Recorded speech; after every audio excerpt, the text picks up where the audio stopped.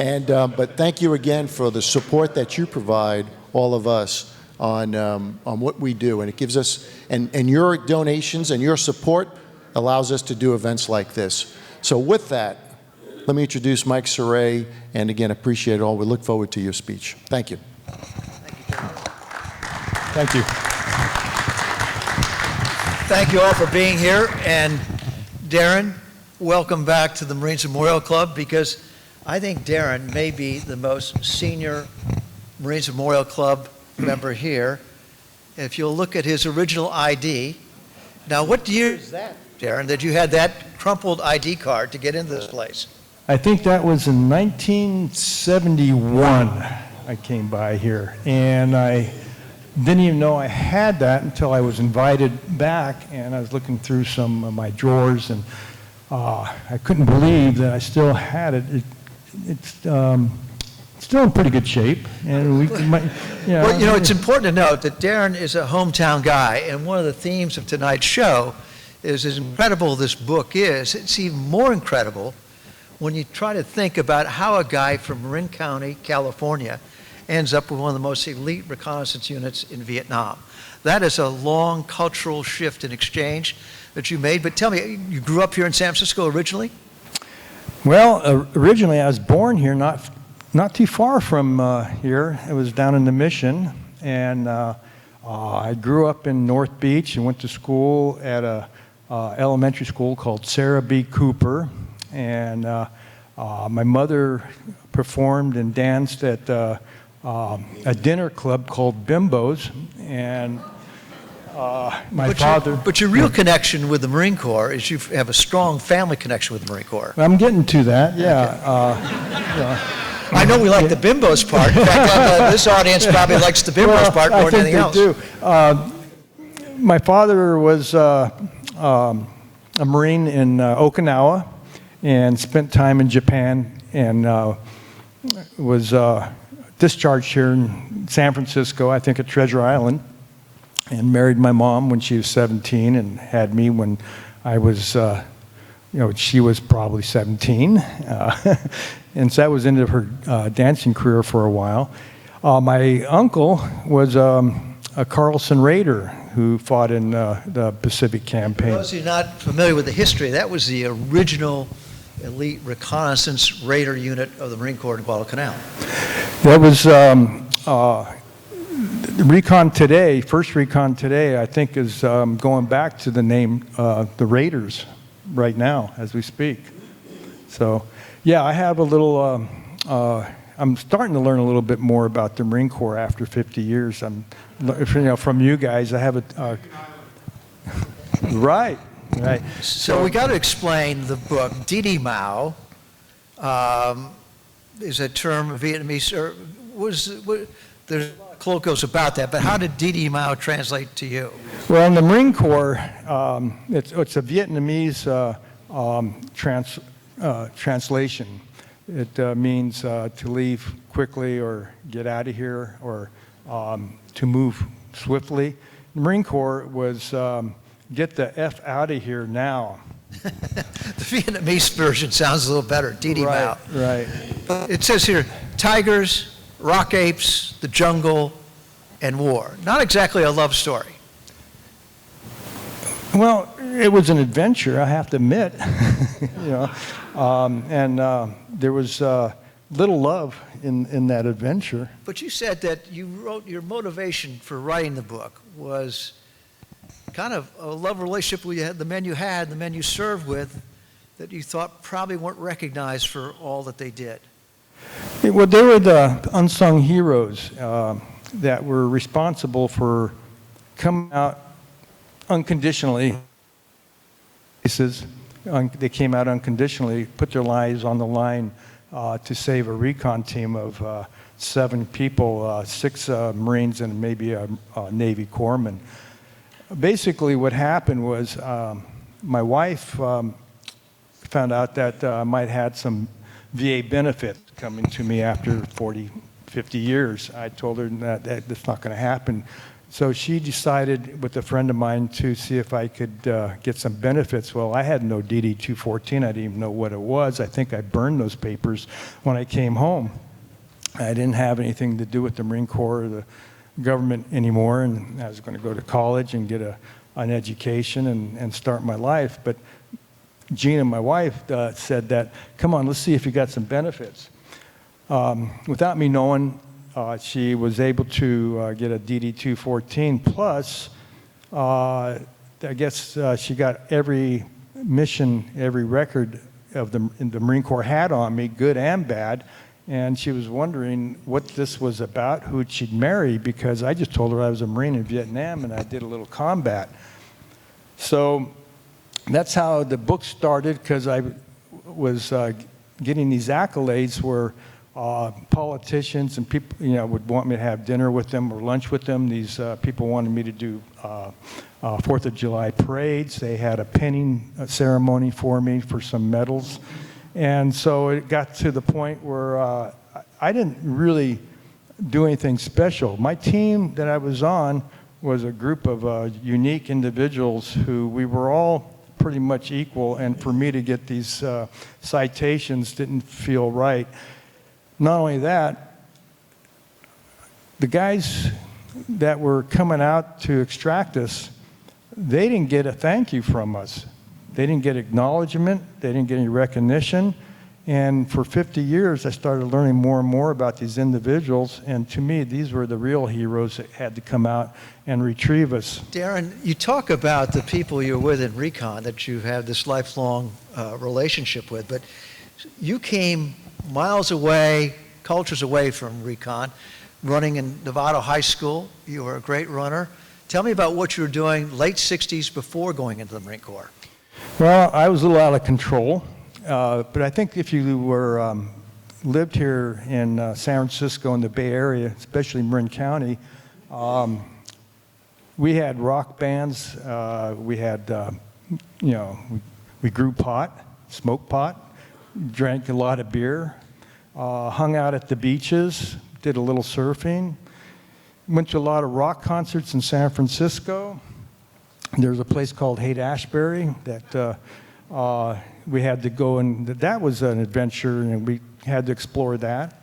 And so when I ended up in the Marine Corps, after growing up in Marin County, I thought this was the way the whole world was. Well, like a lot of other people, you were able to escape the draft by joining the Marines. But what was the real motivation for joining the Marines other than escaping the draft? There really wasn't a motivation. It's just that I was going to be drafted in the Army. And in college, I was a pretty good athlete. All through high school, I had run and won many races and was a champion in the state. And had gone to the Olympic trials when I was like 17 in the marathon. So I was in pretty good shape. And there was a guy named Billy Mills who won a gold medal in the Olympics in 1964. When I was 14, I saw him run in Tokyo, and he was a Marine. And that made a big impression. And I said, that if I went in the Army or another branch of service, I'd never have a chance to compete in track and field or running. And Marine Corps had some great coaches at the time. So I didn't keep my grades up in college. I was dog and heat lit out of the backyard. From high school, I had gone to college, and you had girlfriends, and we had beer parties, and we surfed, and next thing I knew, my grade point average dropped, and this is before the lottery, and they could draft you. And I was getting a draft notice, and I decided to maybe give the Marine Corps a try. They said that I could qualify for the track team because I had good enough times. Unfortunately, when I found out that I had to, after going through boot camp, that I had to, they told me that the good news is I qualify for special services. The bad news is I have to spend more years in the Marine Corps to qualify. And I had decided after boot camp and after coming out of motivation platoon that it was it was time that maybe I would try to get out of the Marine Corps. So now the hippie runner finds himself in the Marine Corps, in a completely different world, completely different tribes. Not only did you get through boot camp, but you upped the ante a little bit by going to recon. Tell me about the training and the people you were with that you started this bond with. Well, I ended up, to be in recon, you have to volunteer and then go through recon school. And apparently, I got volunteered. It was something I didn't expect. The guys I found out later in recon school, they were tough. They were the cream of the crop in the Marines. They loved the Marine Corps. They were tough, and they were the ones that had the high scores in boot camp and PT, and they passed a lot of these extraordinary feats. And I was challenged by them. I didn't like getting beat by anybody, and there were guys in recon that were tough. And I thought that this was a good group of guys, and I started enjoying the competition of being a Ranger. Well, next stop is I Corps Vietnam, 1970, and working out of Da Nang, and that covered an area all the way up to the DMZ, which divided the two countries at the time. But it was also an area which was a main infiltration route for North Vietnamese soldiers coming into South Vietnam. So here you are, a year away from lovely Marin County and the beer, the girls, and the pot, and now you're really in the thick of things. It wasn't just that. I was from San Francisco, Marin County, and we were. I was put in a team. I went through. Let's see, where did I train? I trained in Okinawa, a little bit of Guam, and then I was in Da Nang, and then we went through some training, extensive training in Da Nang, and I'm with a group of guys from the Midwest. Farm boys, and some guys from the South, and they're listening to what they call country western and Motown, and I didn't understand what the heck that was, because I was listening to Jimi Hendrix and the Grateful Dead, and I go, what is this stuff? And they're looking at me as some kind of hippie commie that dope addict. That how did I get into recon? But we did some missions together, and as you enter the jungle, you never know what is going to happen in any, I have to say, seconds. And we have to watch out for one another. We have to take care of one another. And I found these guys accepting me, and I found that they weren't so bad from the Midwest, that these guys we're actually good guys, and we gelled. We came together as a team. So Darren, a lot of people know about the SEALs and whatever, but recon, your basic mission. How many of you were you? What were you doing out there? And you were saying you were really deep in the thick of it in the jungles, mostly. But the jungle, you have to imagine what the jungle. First of all, there's nothing in the Marine Corps in our training that prepared us for what the jungle was like. And if you look at the jungle, they have a way of what they call an LZ, a landing zone, where they try to find a place where they can land the helicopter, and you can set up a perimeter, and then you enter the jungle, and it's a black, dark wall that you look at. And the jungle does not like you. It's not friendly. It doesn't want you there. You're a stranger. So you penetrate the jungle, and you find that it's hot, moist, wet. It's humid. It's dark. There are all kinds of things going on in the jungle. You're trying to break brush. You don't have a machete. You're using what they call a K-bar, which I'm up by my shoulder up there, to cut the vines that are wrapping around your neck. And these vines are got like hooks on them, like fish hooks that are grabbing around your neck, and you're getting tangled up. They're called wait a minute vines, because the guys are getting away from you, and you can't say anything, but you're going, wait a minute, you know.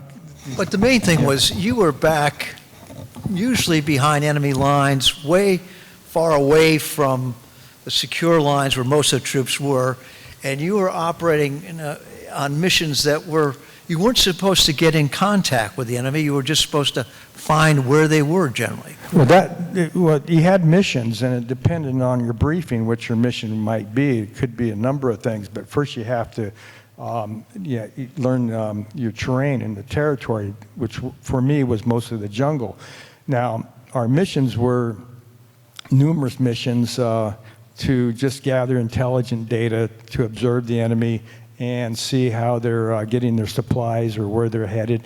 If it's a new platoon or battalion back in the jungles, you could tell by their uniform, clean uniform, boots are polished, or if they're a tired group of guys, and we'd report back to intelligence. But my team mostly was doing, our missions were to go behind enemy lines and try to kidnap a high-ranking officer, and they would usually want us to get one or two if we could. Most of those missions were failures. We did complete a few. But you were not supposed to engage the enemy. You were terribly outnumbered. There wasn't much of a chance for you to win a fight with a larger element with what you had, so you were really observing. But as you talk about the jungle, you have a passage here in the book. You said the jungle is almost enemy number one because it was so forbidden. Well, that's what I was trying to portray. Is it was exhausting, and you're fighting the jungle. It was actually easier fighting the enemy than it was fighting the jungle because, like I said, the terrain and the heat and the vegetation just corrupted all your energy from you. Where the enemy you'd actually make contact with on occasion by mistake, and there'd be an adrenaline rush. I remember the thing that struck me in the book, and if you want to read it here, about how miserable it was. I mean, just physically miserable it was. Here, I have it right here if you want. Let me get my glasses on here. I got it right here. I mean, when you read the book, it's not so much about tactics or what they were trying to do out there. It was really about human survival, mentally, physically, and then there was the enemy. And they were dealing with so many things before they even came in contact with the enemy. But there's one passage really struck me about how miserable it was out there. You can read it if you want. No, you go. Okay. Well, first of all, I wrote down here, the jungle pretty much just ate you alive. And the jungle, we weren't welcomed in the jungle.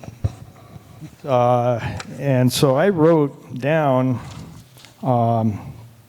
it was the pervasive dampness brought its own set of gifts, including dreaded jungle rot, an infection that oozed pus from our lower extremities, and that we'd wipe on our utilities. The degradation plunged to a low point when old and new rot pus mixed with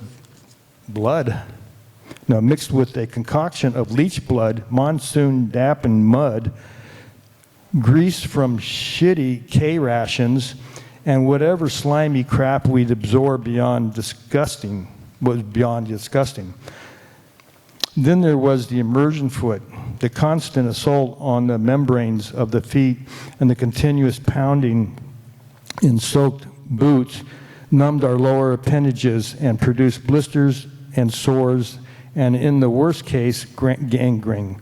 Immersion foot was a slowly developing affliction that snuck up until one day after removing your boots to ease the pain. The grotesque damage was understandable. If you ignored your foot conditions long enough, the foot rot and decaying blood from leeches would congeal and adhere in the clumps of your feet.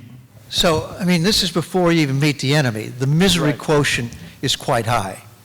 And you have to still function despite you having been physically worn down to that point. It was, like I said, it was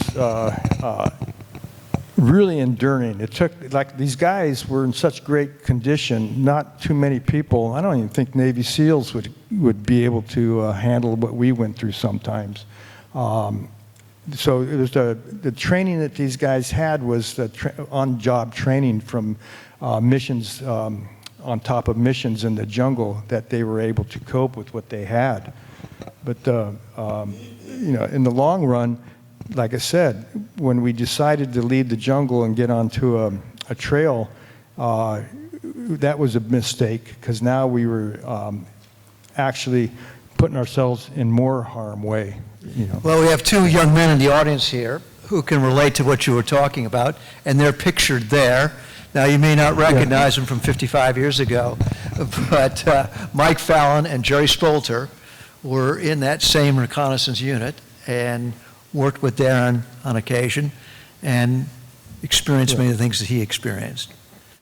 I was with a company called Echo Company, which they dissolved, and I was lucky enough to be put into Delta Company, which had extremely well trained, you know, rangers, recon rangers, and I happened to be a point man for a recon team that Colonel Fallon was my commanding officer.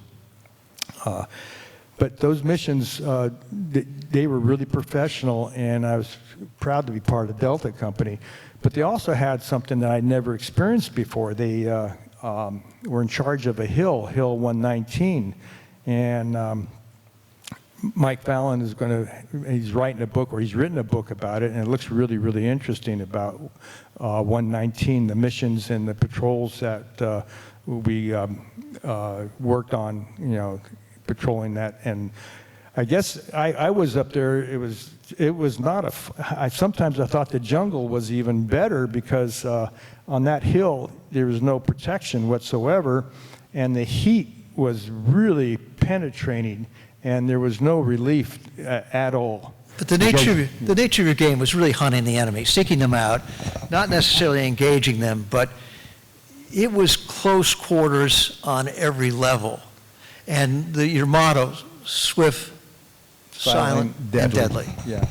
And the ace of spades. The ace of spades was our emblem, and I think we were the only group in the military that was able to have the crossbone and skulls and the ace of spades.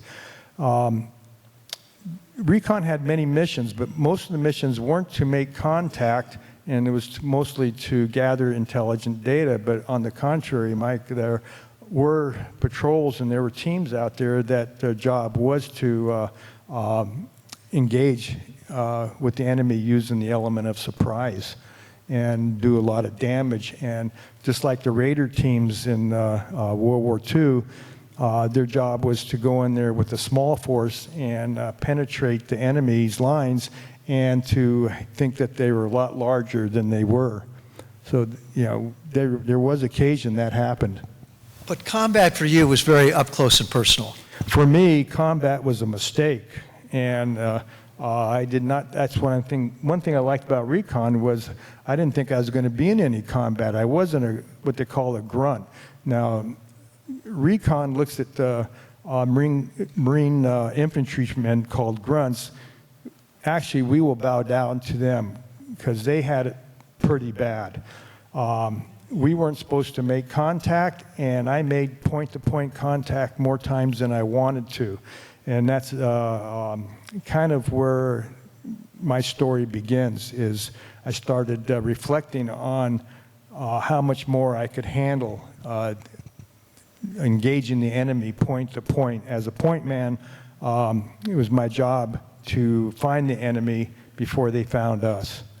And if you were compromised, if you were discovered, Diddy Mao came into play. You had to start beating feet. You had to get out of the move. So tell me, what's it feel like when you know you're totally surrounded? You're no longer silent. You're totally surrounded, and you've got to make a move. So what happens is when you run into the enemy, it's in the jungles, so you're not sure how big a force that the enemy patrol that you ran into. Point to point would be, I would run into their point man, we'd make contact, eye contact. We knew one of us was going to die that day. Within seconds, you cannot hesitate, and if he looked at me, he was dead. If he didn't react, he was dead, because I was already shooting, aiming at him and hoping that I get out of there alive. Now, within those split seconds, I could tell you what that guy looked like. I could tell you the uniform and the belt buckle he was wearing and what kind of weapon he had. And I could tell you how tall he was, what color eyes he had, if he had shaved or not, you know, what emblems he had on his uniforms. And I never, ever forgot what those guys looked like. So what the point is, that guy over there, I really don't know him, and I'm not sure who he is sometimes, but as a point man, I think he did a pretty good job. He came back alive, and he had a good team, the support that he needed. So when I shot a few rounds off, and if you notice, I'm not using an M16 there, guys. That never worked for me as a point man, because it would jam up during a firefight. So I walked point what they call an M79 grenade launcher with a shotgun round. It had one round, but I didn't have to aim it, and I just pointed in the direction of the other point man, the enemy point man. So what was the tactic when you found that you were totally surrounded? There's no way that you could probably fight your way out of that situation.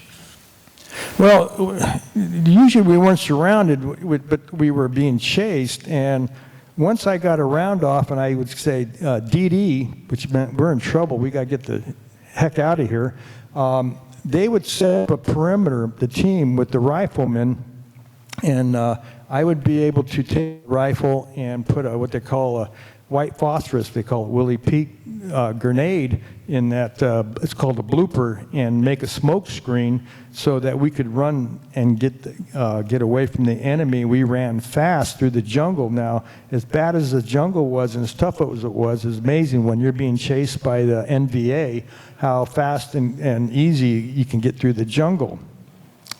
We did get surrounded on occasion, and that's when you guys came and bailed us out. So that's when you called 911. We call help.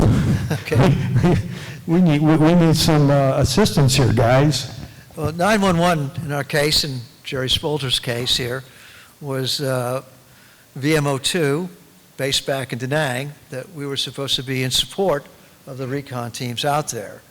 And there is Jerry Spolter, who is also known as Cowpoke 10. And you were Cowpoke what? I was Cowpoke 7. Cowpoke 7. Okay. And we would get the call, and I think Jerry will attest us, we used to wear a little necklace around our necks that had the position reports of the recon teams who were out that night, that day. So as we scrambled to the aircraft, they'd say Little Abner, Nailbrush, Cayenne. That's all they told us, and we were going to have to try to go out and find them. So you were talking to us. Well, we had two radio men. There's, like I said, 6, 7 guys on the team. He had a primary radio and a secondary radio. So my job was done, and it's up to the radio men to make contact, to get 911, get us out of here. And so they're in contact with you guys or whoever they could get in contact with, and you would say, pop a smoke. So we'd be looking for the smoke that he would pop, and we were taught by my instructor, Tim Moriarty, who's here tonight, taught us how to look out for it. And from that point on, it was all about trying to help you guys, whether it was to bring in airstrikes, bring in artillery, start calling in medevacs, start bringing in the helicopters to try to get you out of there. Well, how that, I'm not, like I said, my job was done. I was sitting in a bomb crater usually, and that's when we got surrounded. A bomb crater out in the rice paddies outside the jungle. We made it through the jungle, and now we're surrounded. And I would see this Bronco. I'd hear it coming in, and all you would see is this plane it's slow, and it's coming down low, and all you hear is this, like, and all these look like raindrops coming out. And I guess that was you had a little, like machine gun. While that was going on, we were listening for them, and their situation was so dire, in most cases, they couldn't even talk to us. They could acknowledge they could hear us by clicking their handset. The enemy was that close, and even in the middle of a firefight, they didn't want to disclose their position by speaking. We couldn't, because there are times where we were off a trail, and there'd be a platoon of the NVA not even more than 10 feet from us, and we're hiding behind a banana tree or some bamboo, and it would I'd hear the radio man say, "What do you want me to do? Just hand the receiver over to the enemy and let them talk to you?" That's how close we were. And when they came in with their guns blazing, it was really hard for them not to hit us sometimes. And that pregnant pause was probably the most terrifying experience of my life. After we rolled out, did we hit our own guys? And usually you guys would start running after the explosions, and it may be 30 seconds, maybe even a minute, before they'd come back up and say, do it again, keep it coming. But there was a minute, at least, where we thought we might have hit them. It was hairy, I have to admit. And then you guys, they would make a couple of flight paths to have the enemy concentrate on them more than us, and they would call in a Cobra. I think you guys called in the Cobras, and they would come in with rockets. Now we're looking at some, a shooting match with the OV-10 Broncos, and the Cobras coming in with the rockets, and we're just sitting down in a muddy bomb crater watching all this happen. Well, you owe us something here. Because of our planes coming in to help you guys, we used to take a fair amount of holes. And in fact, I think, Jerry, you said you had 600 holes in your plane by the time you finished your missions. So yeah, I mean, you were shot. But you guys fared much worse. When their teams would come back, you should have seen the condition they were in when they got back to the recon base. And it was always a great time. We would try to do a debrief, go back over there, have some cold beers with them, and we'd all kind of rehash what just went down. Right. And it was quite an amazing drama working with you guys. Well, not only, you guys are basically saving our lives, and the Cobras are coming in with their attack rockets. We had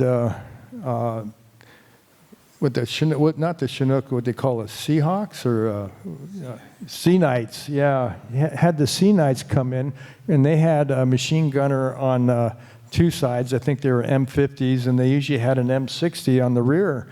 And their job was to extract us with the ladder, and they'd roll this ladder out, and we'd have to climb up on it while they're taking rounds. And there again, unsung heroes. You have these pilots, co-pilots, crew chiefs, these gunners, keeping that chopper stable, taking hits like crazy. I'm climbing up this ladder, extraction ladder, with what they call a Swiss saddle. It's a rappelling type saddle with these D-rings that you hook up onto the ladder, and they're going to take off with you hanging on the ladder.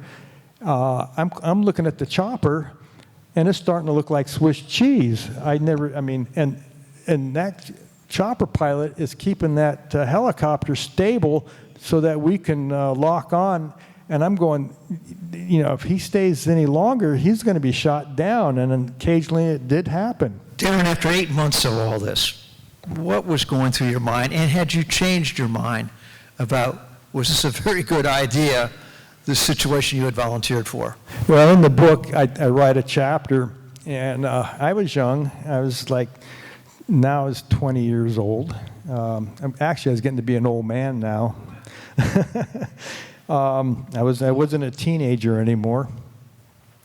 And so I was getting tired of being a point man, and I was good at my job, but I didn't know how many more missions I had in me. And some of my guys were getting hit, and we lost a couple of guys. And I was wondering if we were going to win this war. Now, I went over there thinking that the Marines and the guys I was working with, we could win this war. And later on in my tour of duty, we started having rules and regulations and mandates called rules of engagement. And that didn't make sense to me as a Marine. And it didn't seem like we were making ground. And this war has been going on for a long, long time. And was it necessary? And so I started losing my morale a little bit and wondering if I'm going to make it out alive.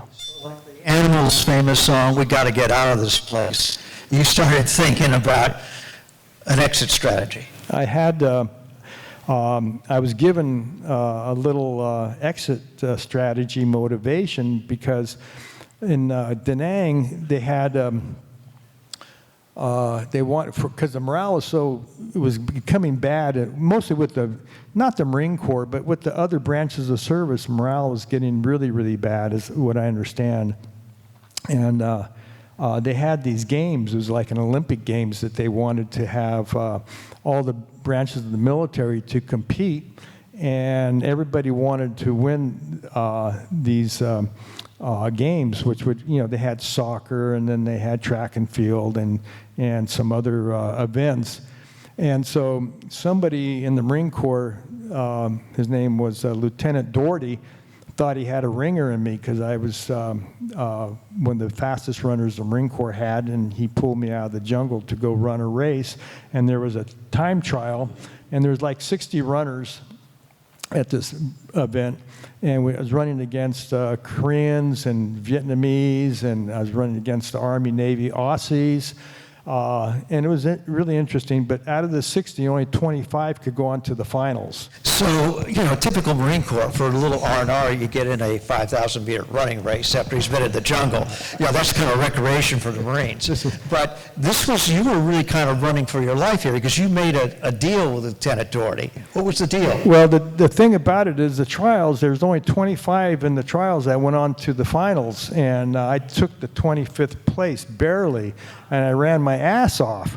And Lieutenant Doherty goes, I'm a little disappointed. I don't think you're going to do very well. Enjoy some cold beer, get a hot meal. You're going back out to bush after you run next day.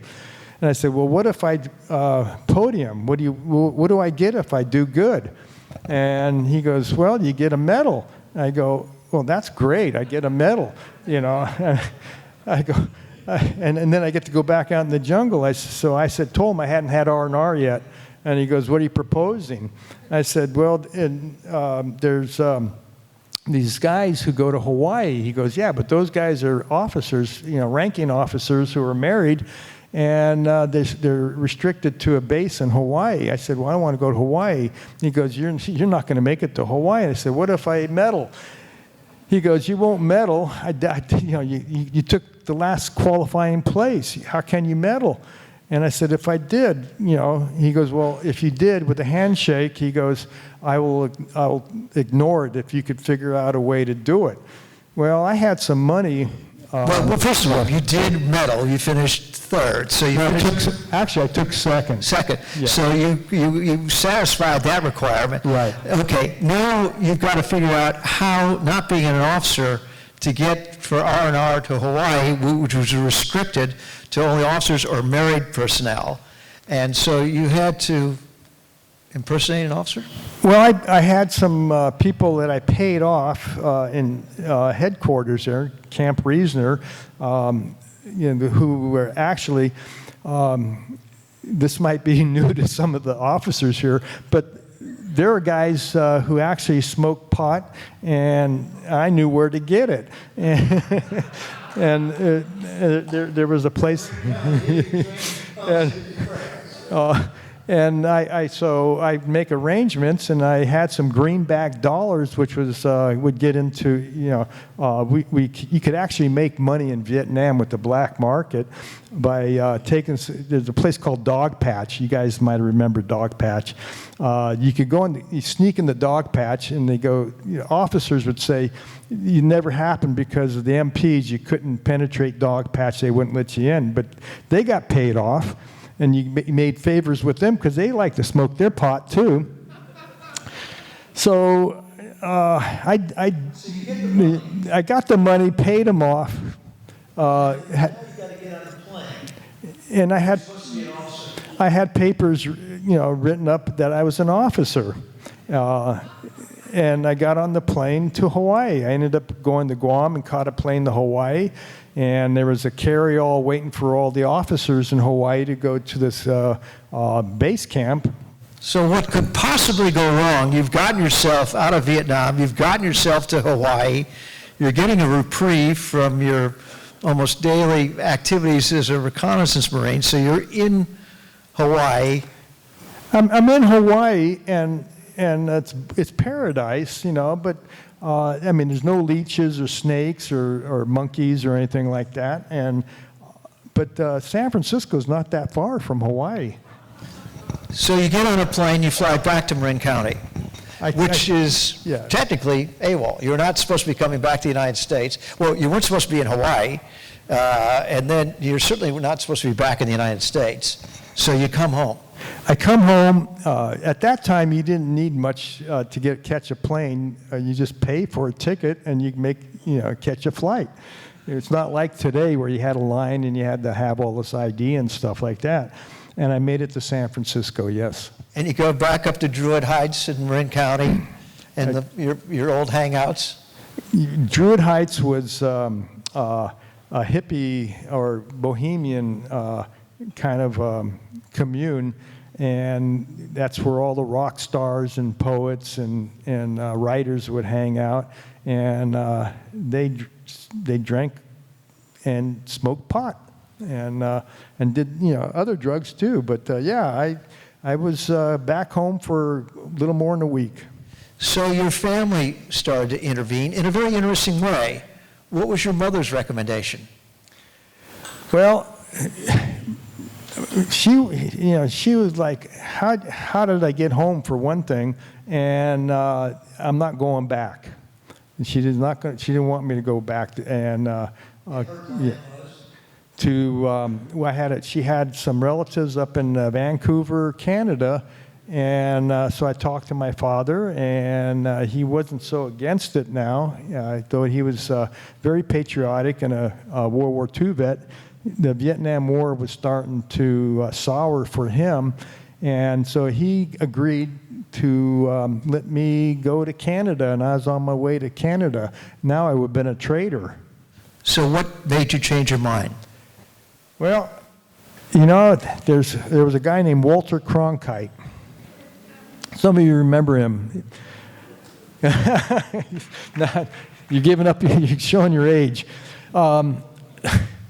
And I was just happened to catch it. He had a portion about the news in the war, what was happening in the war in Vietnam, and he had the body counts and who was winning the war, and showing clips of the jungle and the soldiers, and they were interviewing these guys in the jungle, and right there, I just realized that if one of my guys got killed when I wasn't on a mission with them, and they substituted a point man that didn't know what he was doing and walked them in an ambush or a booby trap, punji pit, could I live with that for the rest of my life? Because I loved those guys, and I couldn't stand the fact that they might be in jeopardy without the team being together. It's not just one guy, it's all of us working together, and you put somebody in that team that's not familiar with how we worked, and they get injured, how would you feel? There you are on the right. You go back. You got 5 more months of this to do. And, I think a lot of guys who went over there, you go over there once, and you're a little naive, and you get through it. You went back a second time. I went back, and And now my purpose, I had a purpose, and it was for us all to come home alive. So now you're back to enemy number one, that jungle, that you're back in there. There's the jungle. And you see that grass? That grass will cut right through your uniform like a sharp knife. That's what they call razor grass up there. And so you served out the rest of your tour. No one knew that you went back to the United States, so it wasn't on your record or any of that matter. No. And my record shows I never had an R&R. And then you served out your 5 months, but after you got home, you showed me a letter where most of those guys on that team had been wounded. That's that was a letter that I shared with Jennifer over here. We found it, and it's a real humbling letter, and in it was actually I have a confession.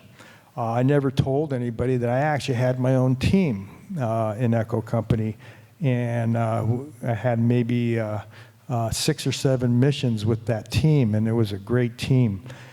And when I came home, I wrote the team. I got home before they did. They still had some months left in Vietnam, and I was home, and I couldn't.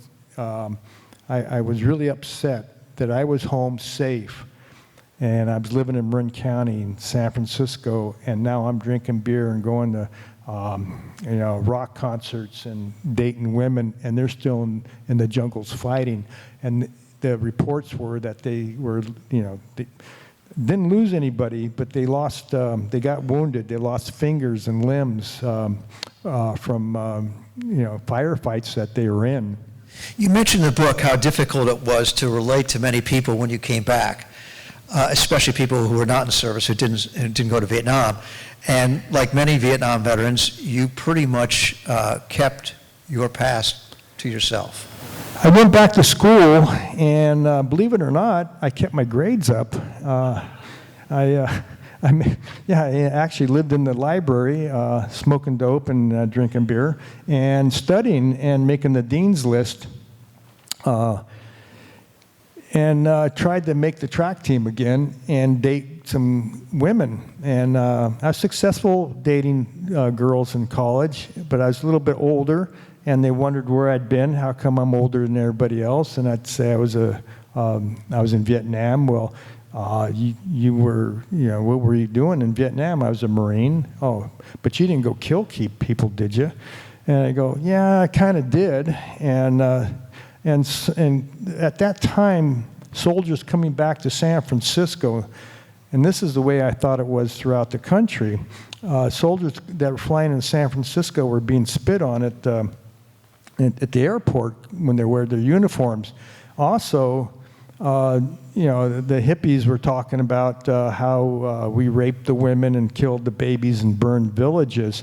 Now, that might have happened, but I never seen it happen in the Marine Corps. Matter of fact, I saw my guys in the Marines I was with going to the villages and going to the areas to help the villagers and the orphans, down in the dog patch. And I saw them do things that Americans do. They were protecting and taking care of the villagers the best they could. And I was like really heartbroken when I was told that we were baby killers. It never happened. You said you really felt like quite a loner, that you really couldn't identify with many people. You got back with your running group. That was a big help. And within the running community, you found one person who really was someone you could speak to very privately and openly, whereas there weren't many others that you could. This individual, I'd go at the college, I'd sit on the mound and listen to the rock concerts or listen to the protesters out there talking, and nobody would sit with me because I was a crazy Vietnam vet. But this one individual who would go up on Mount Tam with me, go jogging and running, he was quite an Evan. Yeah. Robin Williams. So Robin would sit with me, and he was interested in what we did over there in Vietnam, and he was never ashamed to be with me. And Robin and I became good friends. You're right. And I think you were roommates at one point, weren't you? Well, I had a house with 2 other runners, and he would hang out there he was like a roomie, yeah. And a lot of people didn't realize he was a great runner. He was a good athlete. There's stories about him and nobody's ever heard of them, and they don't realize how good of an athlete he really was. But he also smoked dope and drank beer with us, too. So.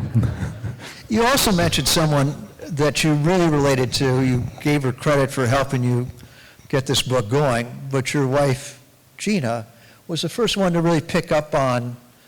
There was a lot of baggage that you brought back from Vietnam. Well, there was times where she'd have to wake me up because I was being chased, and she goes, "You're doing it again, Darren. Wake up," you know. And it was pretty much obvious that I was having nightmares. And she would say, "It's okay. You know, you're all right. You know, you're safe." You know. And so, did she kind of get you through that whole process and kind of get your life back in order? She's trying. She's yeah. Gina, stand up. We're a work in progress. Thank you, Dad. Sir. Thank you. So I also have to thank a friend of mine who's visited your place of business, the Walton Saw Shop in San Rafael, greatest sharpening of tools and devices in Marin County. John Hood, who's here tonight, he said, "You know, Mike," he said, "you ought to meet this guy at this shop. He says he was a former Marine and whatever. Maybe you might know each other." And so he introduced us about 2 years ago. And then we realized that we had probably worked together in Vietnam in a much different situation. And here we are, full circle, back in Marin County in a much different life. You know, it's a good story. My father started that little machine shop, sharpening shop, and it's we just don't sharpen cutlery. We sharpen industrial blades for all different types of industries, such as the printing industry, the woodworking industry, the metal shops, and I found that to be. I never gave my father the credit, you know, but I took it over. My wife and I have been running it, and you wouldn't believe the people come in my shop, all walks of life, and a lot of interesting individuals. And when I met Mike, I didn't know who he was, but he was a Vietnam vet, and we kind of had a brotherhood there, you know. And typical recon Marine, Darren hasn't stopped running. 70 plus, and now you have a whole group of 70 plus runners that you run with. So what's happened is I was told I couldn't put a team of 70-year-olds together, and if I did, that they wouldn't be able to be competitive.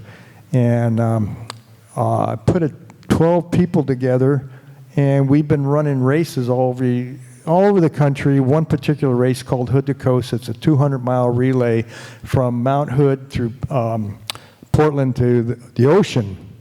And it's a kind of a runner's bucket list. It's like the Boston Marathon.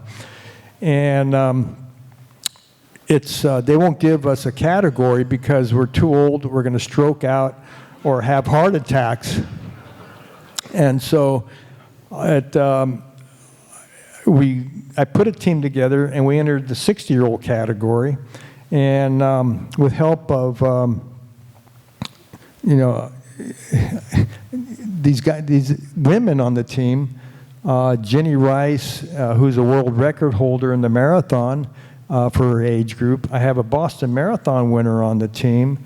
I've got 2 other world record holders on the team. They came together, and we have a team that's very competitive. And after 3 years, with the help of Tim Amix over here, who's filming, he's been part of the team also, filming it. We had won the 60-year-old category at 70-year-olds, you know, and so now Hood to Coast doesn't know what to do with us, and we've become an institution for the running community up in Portland, Oregon. Well, Darren, on behalf of, I think, a lot of people in this room whose wives have said, well, why don't you write a book? Well, with the help of Gina, you did. Right. Didi Mao. Tigers, rock apes, the jungle, and war. Thank you, Darren, for being here. Thank you.